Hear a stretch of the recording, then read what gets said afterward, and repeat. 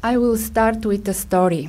A long time ago, I worked as a reporter in a newspaper just a few years after the fall of the communism in Bulgaria.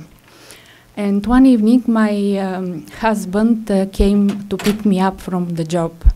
He was looking at me, how I was typing, correcting, retyping, trying to implement the rules of storytelling I studied at the university. And at some point, he told me, "Maria, you should learn how to use a computer."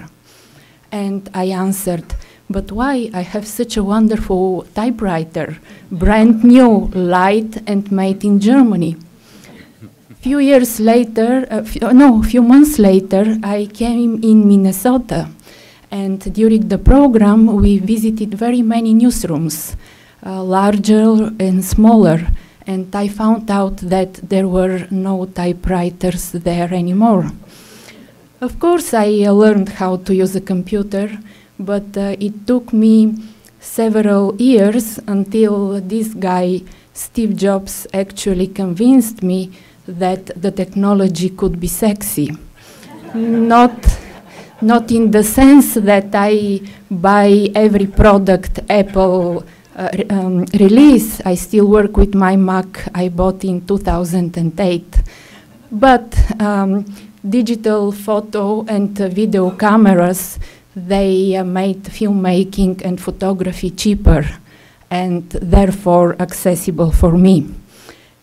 It was this wonderful program, Final Cut Pro 4 and especially Final Cut Pro 5, that opened to me the whole world of editing. And another program, Lightroom 3, is now my right hand in the photography. Step by step, I became technology addict. In the meantime, I changed my job, and for several years I was engaged in radio journalism, covering different events, reporting live from the spot, making online interviews. But also in the radio, I learned the importance of the speech, the importance of the sound and music in storytelling. Then I moved from the radio to TV. And it was a very fruitful time for me, for my professional life, because I learned a lot about storytelling in front of the camera and also behind the camera. I worked as a producer of the news TV cast, where I learned how to evaluate the importance of the news, and also how to manage the whole newsroom in order to produce a news edition. At that time, I spent a lot of my free time experimenting with documentaries, with still shots, and also with very simple animation. And I realized that I have started to produce content. It was around 2008 when I was introduced to this open source platform, Drupal. And actually its characteristics convinced me that I can open a news website where I can combine everything I have learned in print, radio, and TV journalism. I had the subject, Bulgaria and Greece. Two countries, neighboring countries that have been fighting each other since the ancient time, during the Middle Ages, and during the three wars of the 20th century, the First, the Second, and the Cold War, they were in the two opposite sides of the war.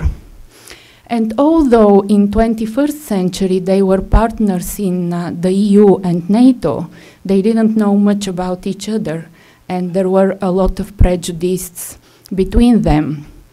It wasn't easy to find good journalists fluent in Greek, Bulgarian, and English, who have some knowledge of the economy, sports, or the legal system, and who, in addition, are able to take good photos and shoot video.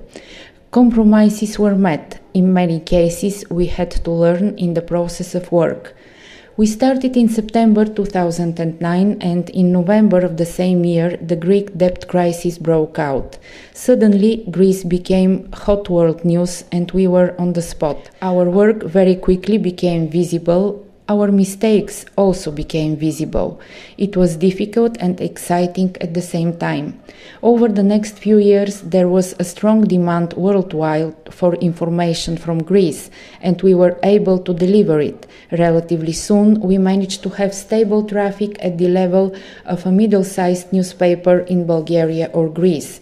Traffic we managed to sustain and even increase. The recognition didn't delay. In 2012, the Bulgarian Web Association named us the best regional site of the year. And in 2013, the same organization gave us the award for the best Bulgarian media abroad.